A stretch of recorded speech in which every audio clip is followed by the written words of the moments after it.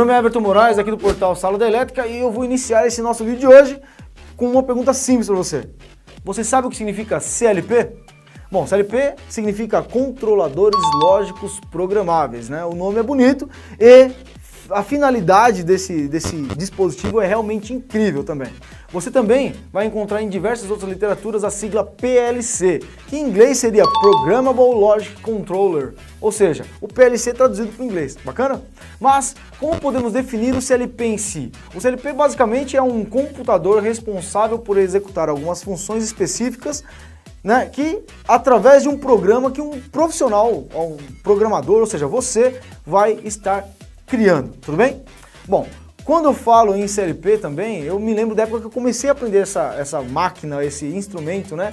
Eu trabalhava na área de manutenção da Scania aqui em São Paulo e nessa época eu estava aprendendo e acompanhava os profissionais mais experientes. E tinha um rapaz lá chamado Luiz e teve um dia em específico que nós estávamos alterando uma parte do programa de uma das máquinas responsáveis ali pela parte do processo de montagem dos motores dos caminhões. E nesse dia foi que eu aprendi na prática o que eram efetivamente as entradas e saídas do CLP. Hoje eu quero mostrar o que eu aprendi naquele dia para você. Bacana? Bom, quando nós falamos de CLP, nós podemos dividir esse indivíduo, né, em três importantes partes. O cartão de entradas, o cartão de saídas e o processador, ou CPU e assim por diante. Vamos lá então, né? O cartão de entrada do CLP é o que representa a parte sensitiva do CLP em si. Por exemplo, são as entradas que recebem os sinais externos ao CLP. Esses sinais podem ser classificados de dois formatos, são os sinais digitais e os analógicos. Para ficar um pouco mais claro aqui, vamos considerar que os sinais digitais são aqueles que representam somente duas variações de status em seu funcionamento como um todo. Por exemplo, uma botoeira, ela só pode estar pressionada ou não pressionada, né? Ou seja, eu apertei ou não o botão, tudo bem? Esse é um sinal digital para nós. Um fim de curso, por exemplo, também é um sinal digital, porque ele só pode estar classificado ali no seu funcionamento como acionado ou não acionado. Bacana? Então, status 1 ou 0, isso é digital.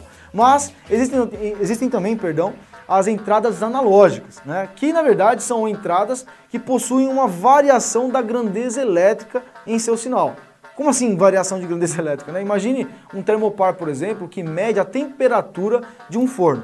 Lá na saída do termopar, que na verdade é um termômetro, né? Normalmente você terá uma variação de tensão ao invés de um status de aberto ou fechado.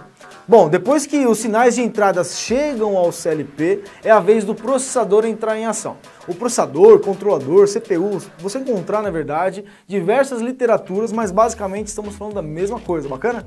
Bom, o processador é o responsável por realizar a execução do programa que está lá dentro da CPU do CLP. Ou seja, ele realiza a verificação do status das entradas e, com base na programação, que pode ser ladder, por exemplo, ele atualiza as saídas do CLP.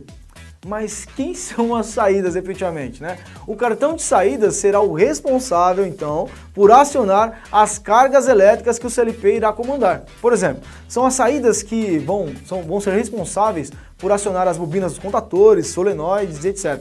Mas o cartão de saída, assim como os de entrada, né, podem também funcionar de maneira digital ou analógica. Mas como assim analógica, digital, analógica? Não confunde, Everton, né? Calma, né? Nós vamos deixar isso mais claro, tá bom? Olha só, imagine um acionamento de um contador. Ele aciona em função de uma alimentação, correto? Ou seja, ligado ou desligado. Dois estados lógicos somente. Então, neste caso, né, basta que a saída seja digital para controlar o seu status de funcionamento. Agora, vamos supor que você possua ali um inversor de frequência e que a velocidade dele é determinada em função da programação do seu CLP. Neste caso, você precisará então que o seu cartão de saídas do CLP tenha uma saída analógica, que seja, por exemplo, uma variação de corrente de 4 a 20 mA. Esta variação de corrente significa, por exemplo, que 4 mA é 0 RPM do inversor e 20 mA será 1800 RPM. Percebe que de acordo com que o CLP vai aumentando de 4 a 20 mA, a velocidade do motor aumenta proporcionalmente? Bom, então podemos assumir assim, o CLP possui na verdade três principais partes. O cartão de entradas, né, que recebe os sinais externos ao CLP, o processador que analisa essas entradas e executa as ações da programação que foi inserida nele, e o cartão de saídas que, em função da programação, irá acionar ou não as cargas elétricas ligadas à sua saída, seja ela digital ou analógica. Tudo bem?